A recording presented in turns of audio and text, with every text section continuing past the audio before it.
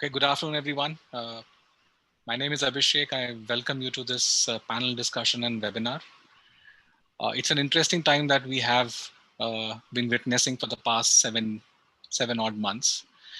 Uh, Earlier this year, I was working for a client where we were trying to develop focused employee value propositions for their employees. And this was a client which had workforces working out of office, and they had workforce on the ground who were working out of branches, and they would visit clients and customers on the ground.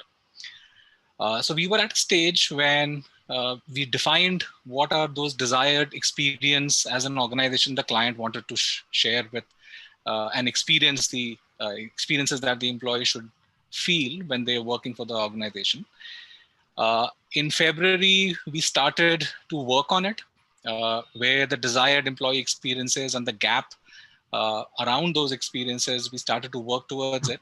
And then March happened. Everything changed.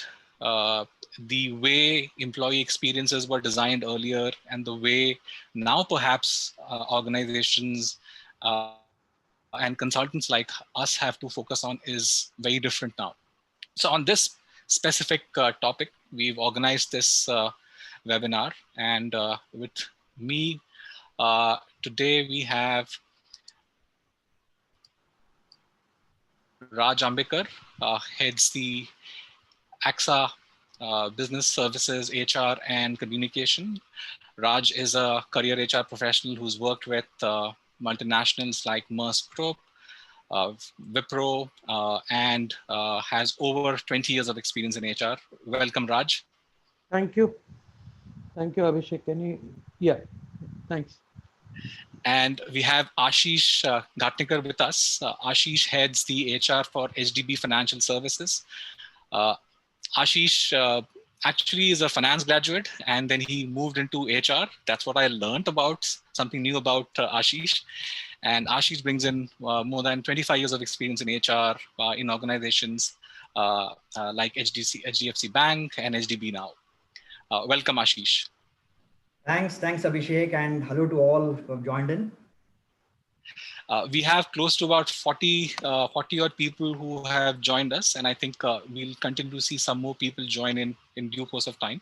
But in the interest of time, we'll start the discussion, and we'll wait for people to join as they do. So let me start with a very short introduction about People Business. Why is it that we are doing this webinar? People Business is a almost 20-year-old organization working in the field of human resources. Employer branding is one of our practices where we have been providing services to clients. And some of the other areas that we work on is leadership development, virtual coaching, employee engagement, and talent assessment. Now, when you were talking about this webinar, we thought that we should start with some sort of a research that could work as a platform for our conversation. So what we did was we did a social media research.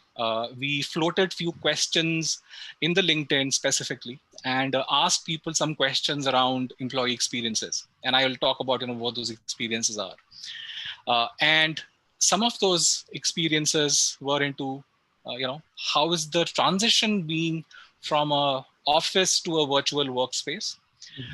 What is the kind of support systems that were, that people felt worked for them, and what is the feedback they have around it? What were some efforts that were taken up on career development? We thought, while it's been 7 months since since a lot of us are working from home, and some of us are, working 20% from office and 80% workforces from home.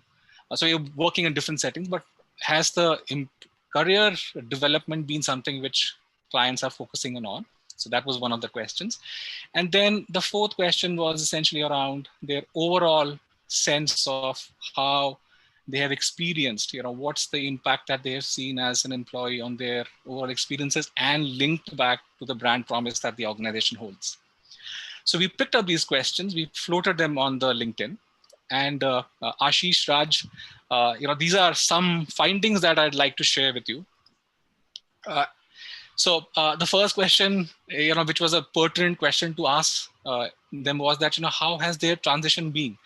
And it seems that, there must have been some initial glitches, some initial learnings, but a significant number of people mentioned about that they felt that they were satisfied with the way transition happened. What's been your experience, Raj, if I may ask you, and then Ashish, we'll move to you. Yeah, so thanks, Abhishek. Hi, everyone. We had a kind of a instant dip, so to say, from a nice little business as usual kind of scenario thrown into boiling water instantly. And, I think, chose to go work from home. In that sense, we have an advantage because we all work from an office location, and that's an advantage to have, I think, in this circumstance, because we were able to say that everybody go to work from home, I think probably a few days before the actual lockdown got announced. And it took us a little while, I think about 2.5 weeks, if I remember correctly, to make sure that everyone actually had the all the necessary equipment to be able to operate. Now, as an AXA back office, if I can call it that, or a captive, we have a very interesting model. We have independent relationships with about 35 different entities around the world that we work with. And while we had to make sure that our colleagues were equipped, I think we also in parallel had to make sure that we were safe and secure from whatever that preys out there in the cyber space, because we are dealing with insurance data of God only knows how many people's information, which is anyway subject to all kinds of critical laws. So it was an overwhelming kind of need to make sure that we got everyone up to speed. So three parallel things that happened. One was ensuring that people were safe, ensuring that they were equipped, and making sure that we were able to then recommence operations as quickly as it was possible. So the first 2 weeks, 2.5 weeks, was a little bit of chaos, but it soon settled into, uh, I think it took us about 4 weeks, 4.5 weeks, to make sure that we had cleaned up all the backlog, and we were able to operate. I don't think we missed anything. We had significant uh, effort, significant contributions made by multiple employees. We have pictures. There is a picture that has gone across AXA globally. It's about one person who's on a scooter with, I think, about 37 laptops. We've tried to count it as many times.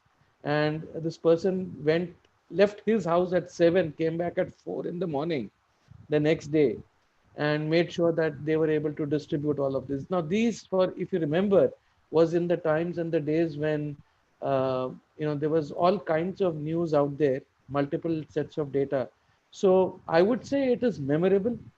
I would have loved to say it was painless. It was not, but thankfully the pain was short-lived, and it was something that we actually celebrated, because we thanked all of those people very quickly. I think within a week's time or 2 weeks' time, we called them crisis superstars, and we sent everyone a personal thank you note, individualized, and we celebrated their success across the entire company. Thank you so much, Raj.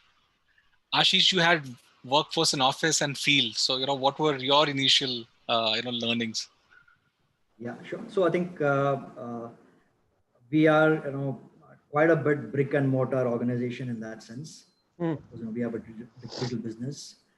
So we have about 1,300 offices, spread across, the span of India. So whether it is a Moga in Punjab, or there is a Jalna in Maharashtra, or there is Kumbakonam in Tamil Nadu. So I think you name it, tier 3, tier 4, tier 5 towns, I think we are present. And in a very, very large workforce, field force, in many thousands. So not few thousands, many thousands. So I think essentially when the lockdown kind of got announced, I think we have to quickly look at, how do we start focusing on both internal as well as, external customers. So we have more than 3 million customers, basically, to kind of, who are in, who we have to service. So we kind of, divided into two, three parts. So first is, I think the operations teams, we quickly kind of, got them onto work from home mode. And we basically shipped machines to their houses, got their operational, and then we have, basically we have 3 CPUs over 3 different, towns across the country. Uh, the other thing also what we do is, I think we do a large chunk of what we call a BPO business. So which really work for, for HDB, HDFC Bank, and it was again, pertinent for us to get them get going in terms of servicing, their customers, or that customer bit. So I think here, I think technology played a big role. So I think we enabled, a lot of apps quickly. So a lot of work which was happening on data on desktops, I think we were able to kind of, move on to apps which were, again, security tested, and and got people to kind of work. So I think that was one part of it. And I think, as Raj mentioned, I think probably, the first, couple of weeks, I think, probably we all were kind of, figuring out how to get this going, and turn into, well-oiled machinery in about, 4 weeks. Uh, so we also had, since we are into the lending business, we also had a lot of queries on moratorium. I think with the RBI had announced, so there's huge spike. So I think so we had to get our, customer service teams operational from home. But yeah, but I think overall, I would say, very, very, very, I think very good experience in terms of, managing a crisis like this. I think it tested our IT capabilities, to the hilt, and as well as, honestly, working from home, getting into, really, your VC mode, and at the same time, keeping our huge field force, Yeah. connected, engaged, motivated. I think that was the, biggest challenge in that sense. So the only thing is, Abhishek, coming back to, I think the slide you mentioned. So I would have probably expected a little more than 43% are satisfied. Generally, if I just do a quick benchmark, like let's say, vis-a-vis, our employee base, generally, I think, people are generally happy working from home. In fact, I think now we have to go to them and say, boss, real life and real business can't operate just working from home. I think, it's time to really get back to work. And but yeah, but I think generally, I think it's been a good experience. Absolutely. Absolutely. And I think we were just trying to get a sense of, who are those people who've given responses. And we got about 250 odd people responding to these questions. So almost 65% people who responded were from IT, ITES, and product software organizations, and 30% were from a mixed set of group, including financial services. Some were SMEs, and some people were freelancers. So I think it was a mixed bag, but a lot of response that has come is basically come from IT, ITES, and product organizations. I thought I'll share that as well. Yeah. Okay. No, I guess probably the reason could be, I think it's really energy sapping. This entire work from home, all said and done, I think it's quite energy sapping, and I think people are probably trying getting that now after 6-7 months working from home, and so probably that could be the reason why, let's say, the satisfied percentage is a bit lower. Yeah. Sure. Absolutely. So from an employee experience standpoint, I think, is there something which perhaps now is in the focus now? A lot of organizations are talking about that, we would want to operate permanently in such a model that a lot of workforce is operating from home. So, so from a working standpoint, the basic requirement in terms of systems processes that should be enable the organization to able to work from home. Is there anything which you can share in terms of where is it that we are heading finally? Yeah, so let me just give it a shot. So where we are heading, I think, let me give you an example of saying that, sometimes we get caught up with means and we lose the end. And I'll give you an example. So a colleague of mine organized a virtual dinner for some people in his team. So they found, a hotel chain which had the same food across all the different locations, and they basically chose and they made sure that the entire family received food. And this was planned out in advance, but it was a surprise to the families of the employees. And essentially, 5, 6, 10, I don't know exactly how many, but maybe let's say 10 families sat down virtually and had dinner. So this feeling of togetherness which that created, right? I am a part of this particular team, this particular organization. You can imagine what kind of consequences it would have created when the kids and the spouses and the employees ate dinner together once in the last 6, 7 months. But that's a story that has been told multiple times. So similarly, I think the defining thing for me has been around, so what makes something so special that I feel a part of AXA, you feel part of People Business, Ashish feels a part of HDB. I think if we can maintain that, then everything else around, and the way we will get it done will be very different from each other. It will be in our business models, it will be with our culture, with our own leadership preferences, with budgets, with our industry types, with the realities of our workforce, all of that. But does the employee at the end of the day feel like he or she can come home to a bunch of people? And therefore I think that that becomes the defining thing. So what's an organization? Just because we work out of the same office, what does that enable? What does that enable? If you ask that question multiple times, I think, at least for me, I end up with the sense that, look, I share some experiences with people. I also have the sense of people supporting me, and for me also to support others. It's not just one way ticket, it's two ways. Most people want to be of help to others as well.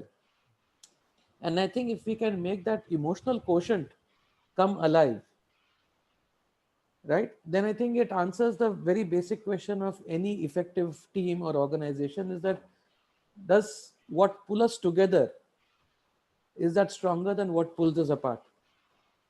Right. So I was just sharing with you earlier that I have seen that managers are getting divided on lines of control. If they would like to see more control, then I think they would like people to be in the office. Now, that's a very limited sample size. I'm not sure it will agree with everything, but that's the observation that I have so far.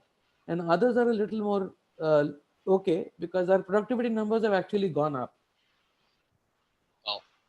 Right. So there was an employee in Pune who, during the rains, unseasonal rains, uh, went out to a neighbor's house, got his laptop charged, and worked through the night, which was his shift, with literally candlelight.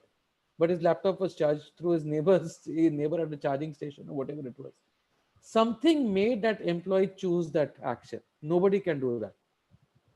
No company can enforce it. You create an environment, and therefore my insight has been, is my line managers.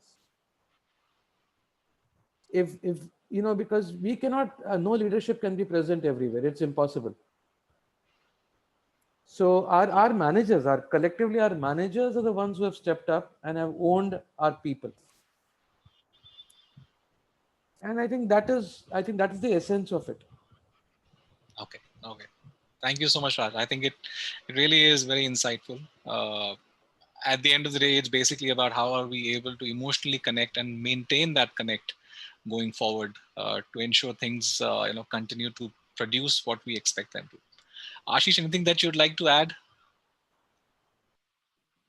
Yeah. So I think like we have kind of decided that at least core operations, we'd like to move about 20-25% into permanent work from homes at some point of time. See, right now, anyways, that is getting enforced because of the distance that you need to maintain, number of people who can come to office, so on and so forth. but I think we find it a very good, not only from a BCP perspective, I think, but also from a perspective where, particularly for, for city like Mumbai, where people really have to travel, maddening distances, for long hours and large hours. I think we have seen that the job gets done, sitting at home. The only thing probably we have to figure out is how do we make, let's say, the person probably needs to come to office, once a week, just to kind of feel that bonhomie, just being part of a team, not losing that touch. I think that's something which will probably put into play. But I think otherwise, particularly for a city like Mumbai, I think it's a I feel it's a great boon in terms of being able to work out of home. So we'll work towards that. I think eventually, from perspective of really what works for the employee. I think ultimately, I think that's what is important. Without, of course, affecting customer service, stats, outcomes, and there's a lot which needs to be put into play here, because I think one of the biggest question marks which has been coming up, how do we measure employee? How do we measure employee who's working from home? What is he doing? So I think that if you're able to have a outcome based metric, put in place, I think that it's workable. Thank you, Ashish. That makes sense. I think at the end of the day, it would also be about, as a contributor, either as a team member or as a team manager, how well am I able to sense that, okay, I'm putting so much effort. I seem to be spending a lot of time at work. How is it that I am able to contribute? Can I quantify it a little better? I think, individuals would also like to, see on that aspect. Thank you so much. So I'll like to move to another dimension. And I think some part of it we have spoken about, which is around the support systems. And I think perhaps here we may want to think more in terms of, enabling work for people. It could be systems, it could be the ecosystem that perhaps people, you know, automatically get when they are at office versus when they are not at work. So, we asked this question about support system, and again, I think there were significant people who mentioned that they were satisfied. There were some neutral responses, but almost 1/3 responded that they require more support for them to be able to contribute better at work. So, how is that ecosystem which was there, that, you spend only one time, a little time, let's say a minute into a transaction, now it has probably, got stretched. So how are some of those challenges being addressed? Yeah. Ashish, do you want to go first? Please go ahead. Okay, thanks. So, I think 3 or 4 things, right? One is in terms of physical infrastructure. So I think we've seen waves in terms of, what we put into place, how we put into place. So basics, I think we addressed around laptops and internet connectivity, all of that stuff. It was a mad rush for procuring things and organizing things, all kinds of things. So once we got past that, I think then we looked at immediate well-being of people. And one of the things we realized quickly was that this work from home is the nomenclature is very interesting. It says that I'm primarily working just from home. And it's actually not necessarily that case. From an employer perspective, perhaps so. From an employee perspective, perhaps so. But the employee is a human being with other responsibilities and roles. So I'm a mother, and I've got 2 kids who are supposedly on online school. Now, at the age of 3 and 2, online school is what it is. I have a spouse, I have in-laws, I have all of these other things. And work has entered my home. It has entered the space of my children. It has entered the space of my parents. It has, so on and so forth, right?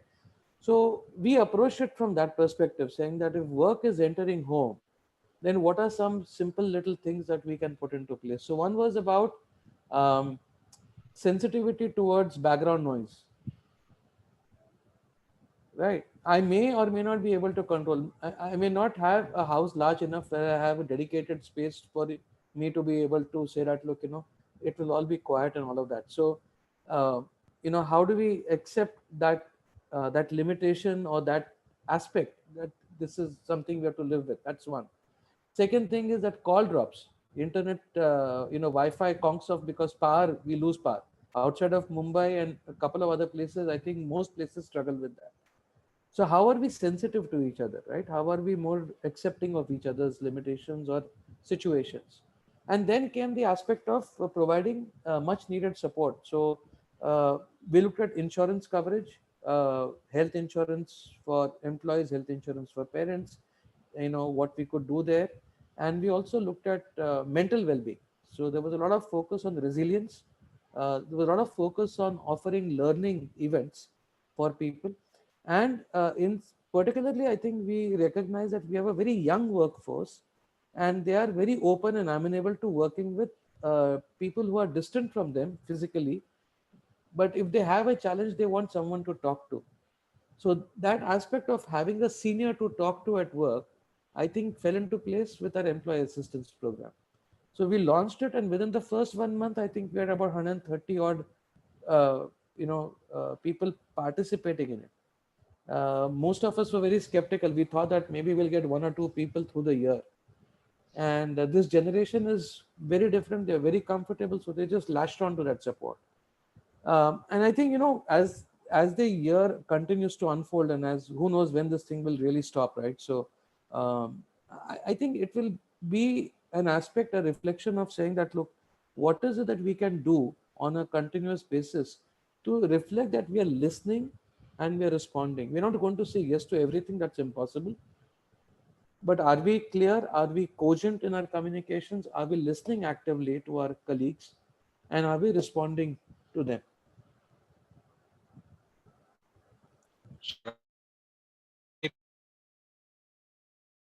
Makes so much sense. And it's a fact that been working from home, and it's been a system, it's been a accepted practice for some years. But on the 17th of March, many organizations in India were first time probably trying this. So these are some really important aspects of how is it that we can be sensitive about each other's need and and those needs at the same time, so that beneficial to both parties. Ashish, you had quite a bit of workforce on the ground and people from a support standpoint. Sure, sure.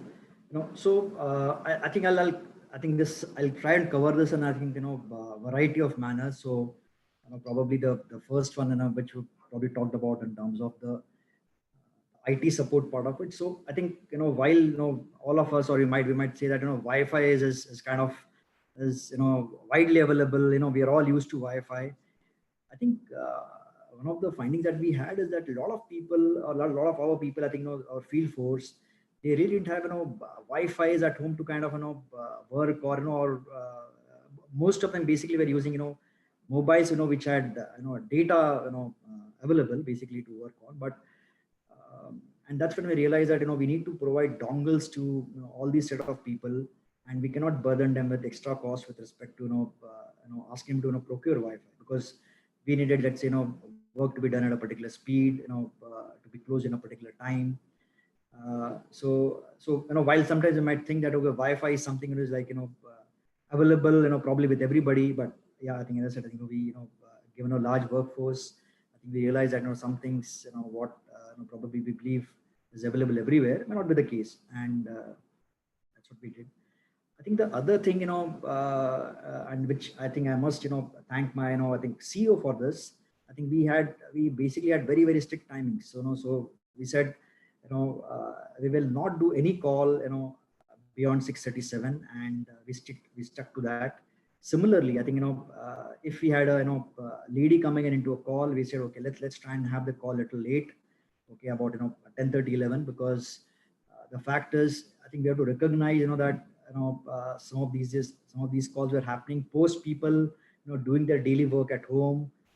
So I think we tried to provide, I think, some of those basic small items of comfort, if I might say so, in terms of ensuring that people don't get stressed out unnecessarily with respect to "Arey, chalo, abhi call hai," I think I need to just kind of hurry up with our regular housework. And I think the first 2 months, I'm sure, I think all of us will agree that that there was, and now also, I think, I'm sure that a lot of it really that needs to be done.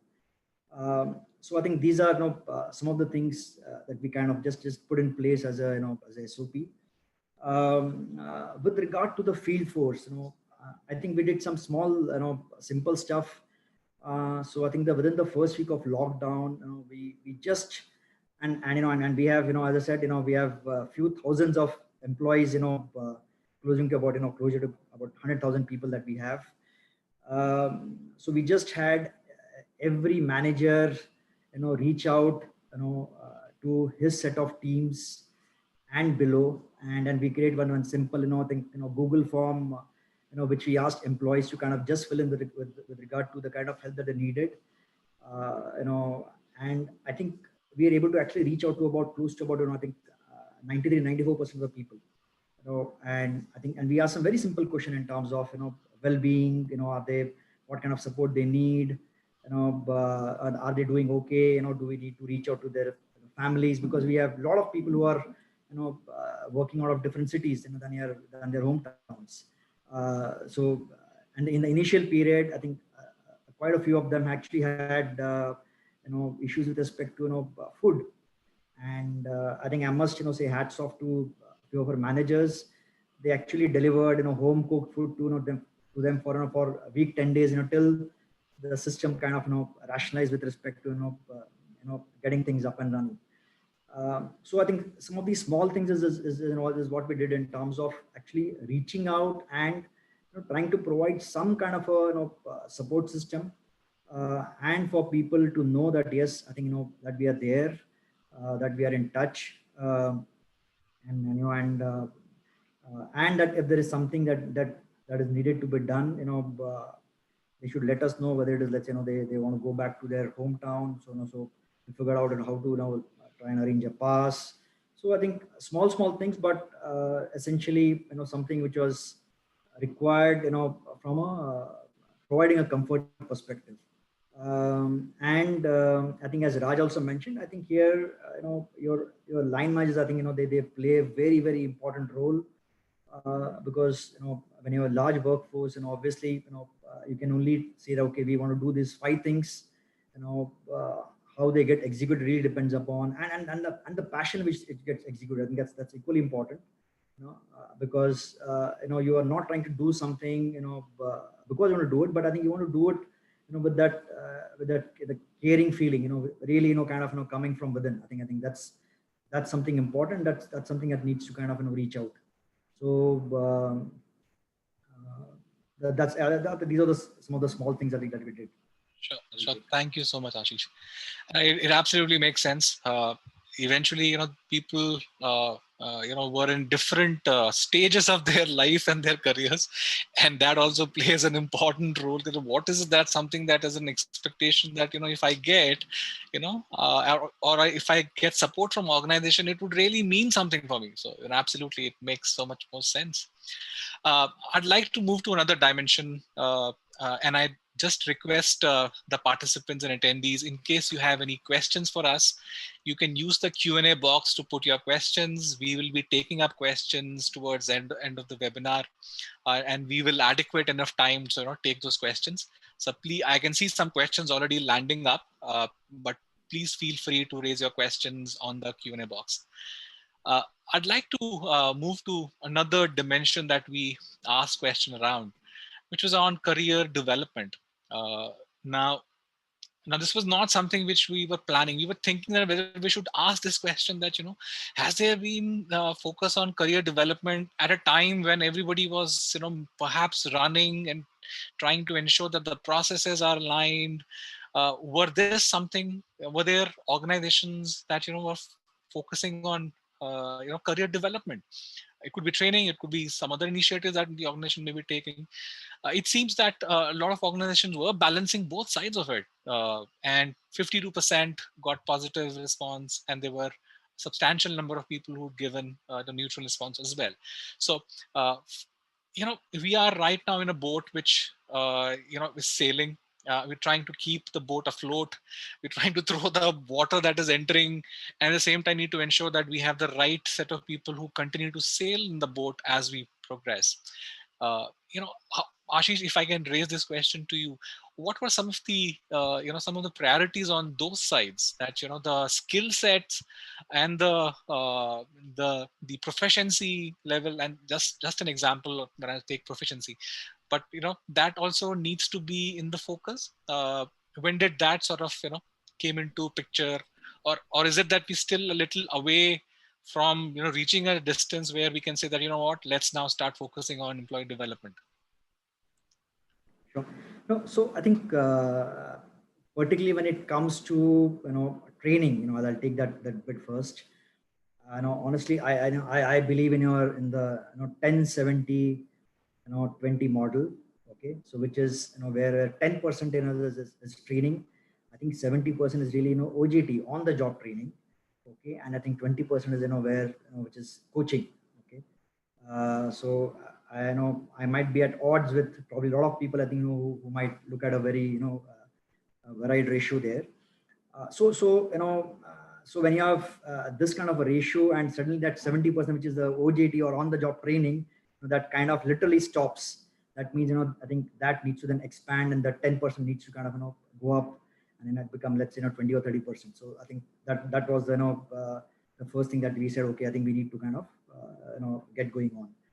I think one of the big surprises, I think Abhishek and Raj, as well say, that I think during this time, I think the training team were able to really, literally, expand, their thought process in terms of what could be done. So I think a lot of things which we said, can only be done through classroom training. I think, I must, hand out to them in terms of the kind of ideas they came out with respect to, let's say, small videos, sticker messages, implementation ideas of, of going to the entire, induction module for people who, let's say, kind of started joining after a couple of months. So, and at the same time, I know some of the things that we wanted to drive. For example, there's one program that we wanted to drive, for a long time, of email etiquettes. And I thought this was a wonderful time where practically you've got everybody's 100% attention to what you want to do or what you want to drive, because everybody is at home, and and so I think we use this time to kind of push through some of these programs which were kind of long pending. And I think from the last 3 months, we said we have to basically put a message across that that's life is near normal. Okay, and so a lot of our what we call management development programs and leadership development programs, which are typically classroom programs. I think you won't believe we have converted all of them into virtual programs. So the only thing is obviously we have worked out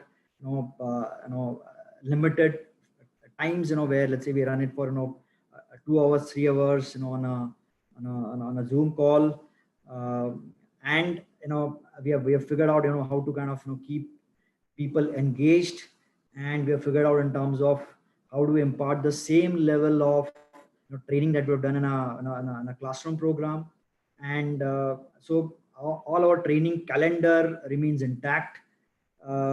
And I think this is actually I was honestly surprised. I never thought that this is something which could basically kind of pick up in the manner.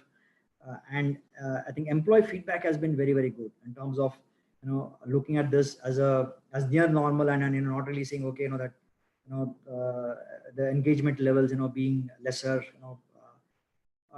So that's one part. I think the second part, of course, I think we encouraged people to take a lot of those self-training initiatives. So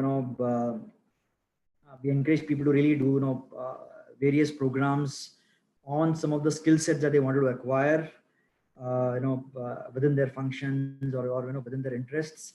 And we ran some small R&R program towards some of those learnings that the people did. Um, so I would say, I think we have to essentially give a message, that that it's near normal.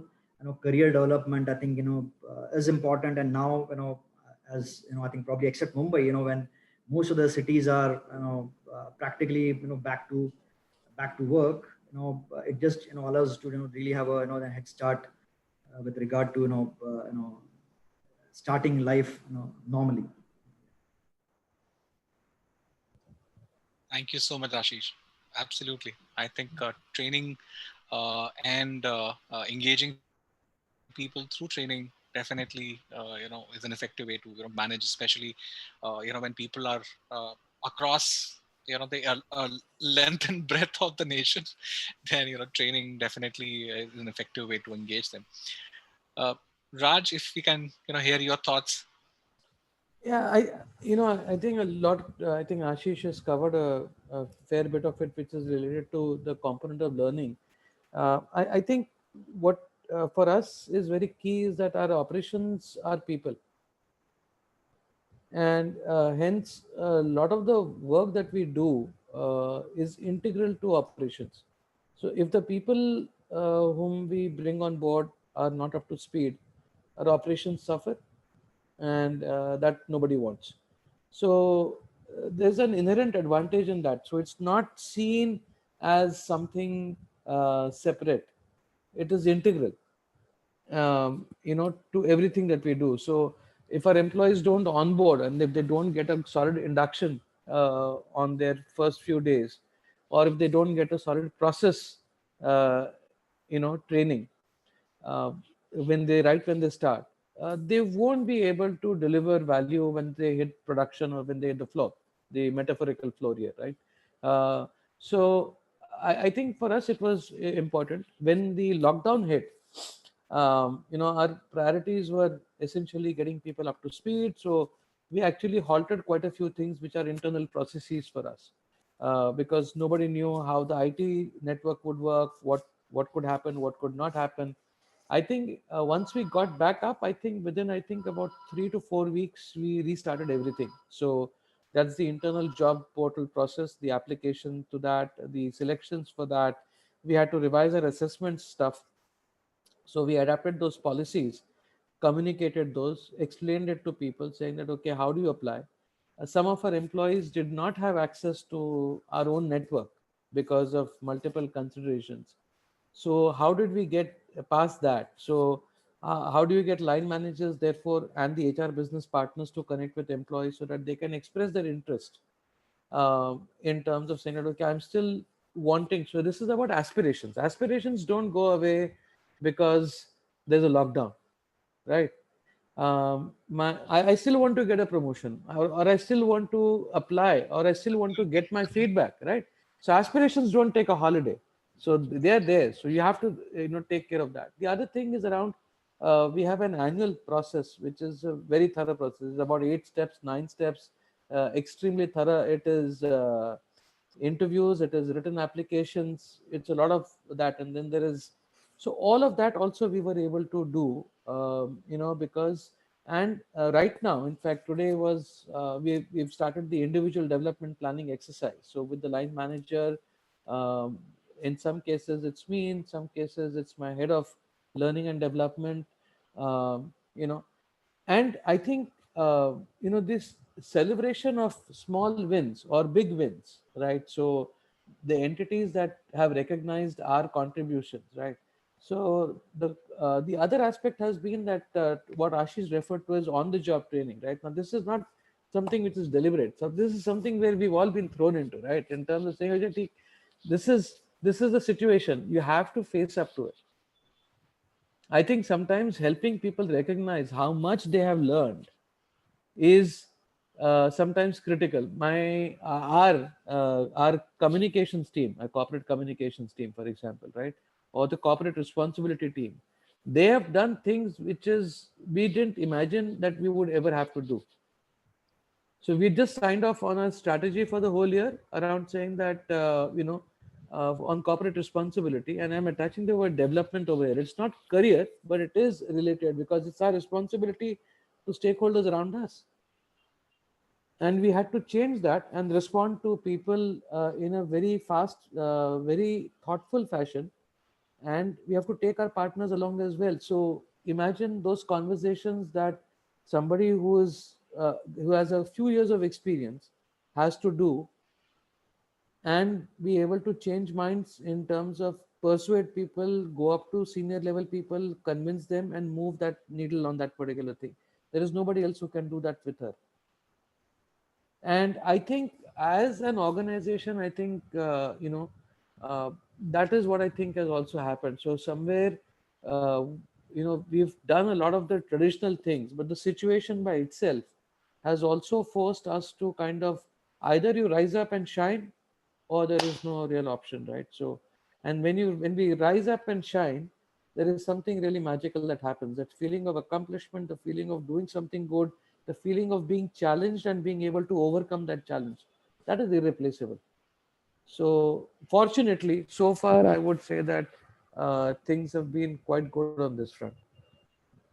Thank you so much, Raj. Absolutely. I think testing time is when the best comes out of you, and it's expected that resiliency and ability to push yourself up and bring out the best, that also is a form of development. Absolutely. And happy to hear what you said. uh, I think moving on to the next aspect, and this was the last question that we asked to participants, and which was basically about taking everything into consideration. What do you think has been your overall Mm, experience about the whole thing?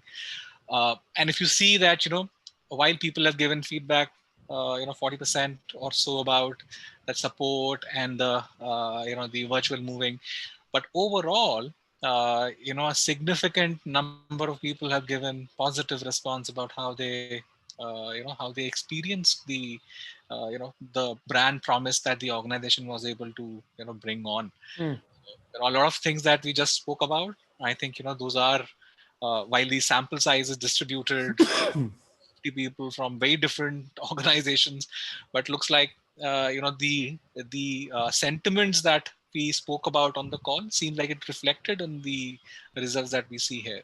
mm. So what is it that you think, from a future standpoint, something new that came out, which perhaps, is an angle from a brand promise perspective, from an employee experience perspective, which perhaps needs to be focused on, which perhaps was not as much in focus earlier? Is there something that, came out?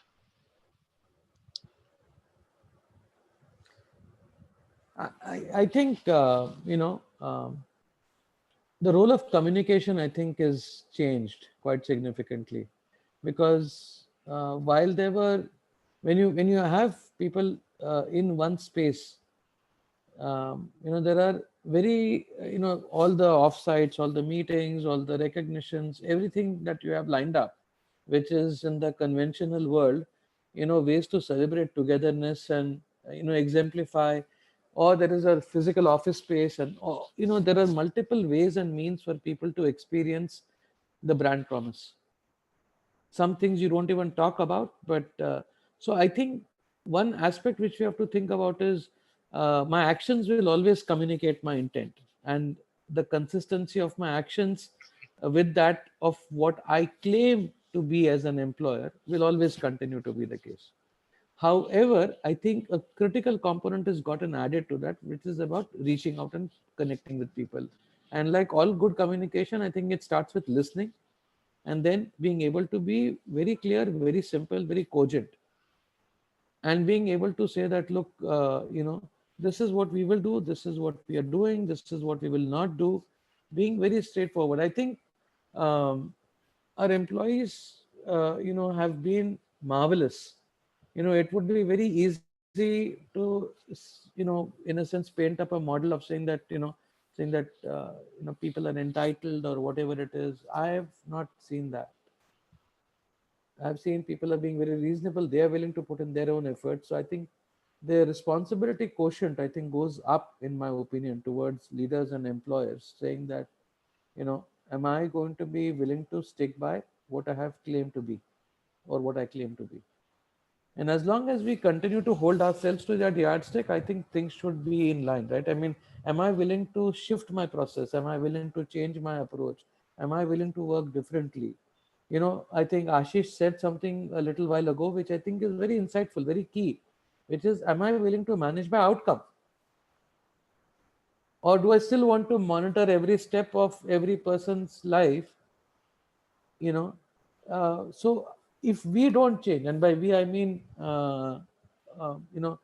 leaders or the decision makers, there is always a few people who are tasked with that responsibility.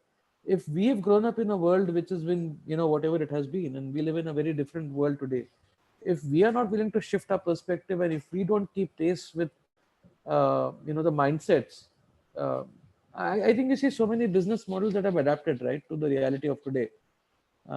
So that, I think, is going to be key. Sure. Thank you so much, Raj. Ashish, your thoughts?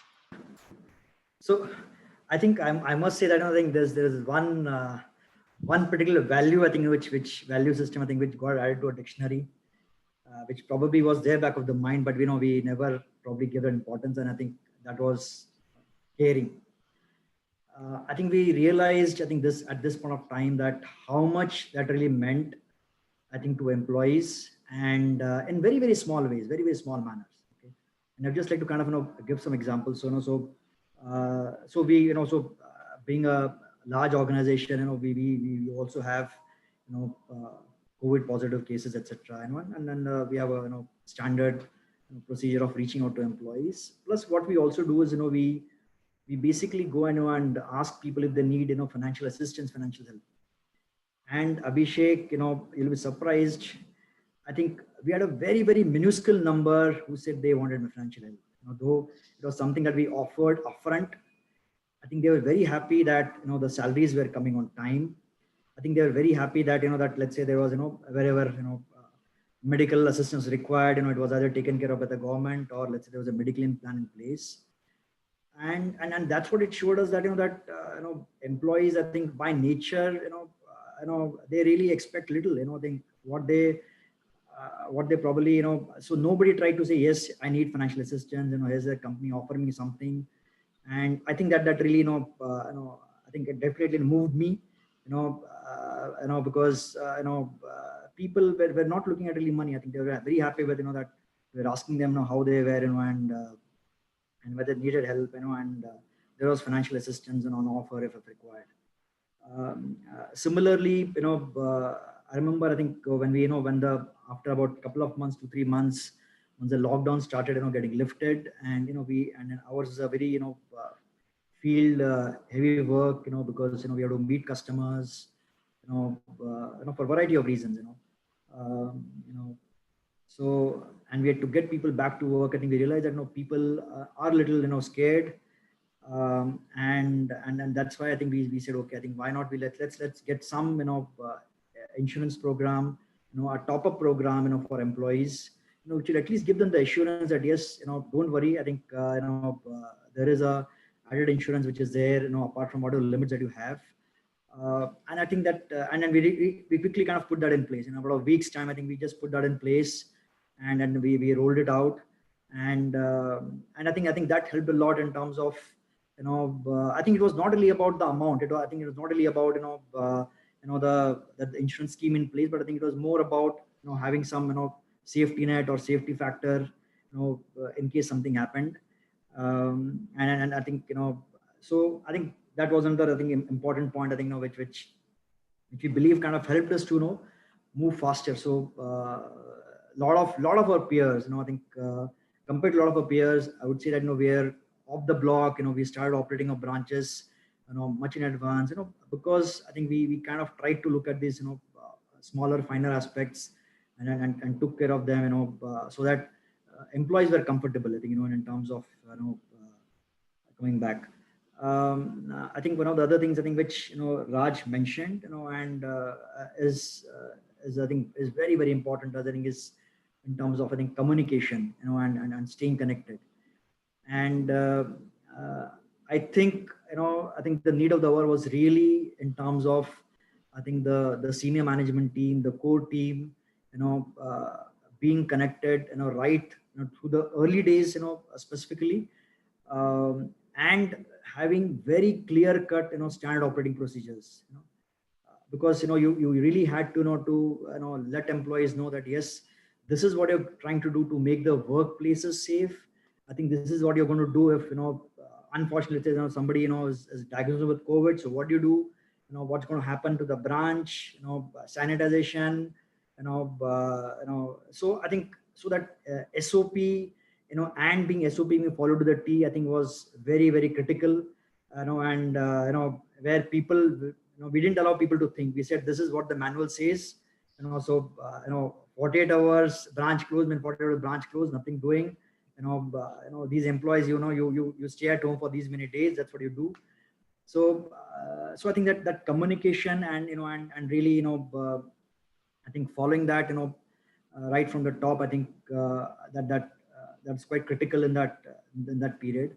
So so really I think when you talk about brand promise, honestly I think very difficult to define what a brand value is, but I think these probably these smaller finer aspects is what really actually then convey in terms of what do you mean to people, or what, let's say what people get out of the organization, or what do they look at organization in terms of particularly during this stressful times, at least initially, as I would say.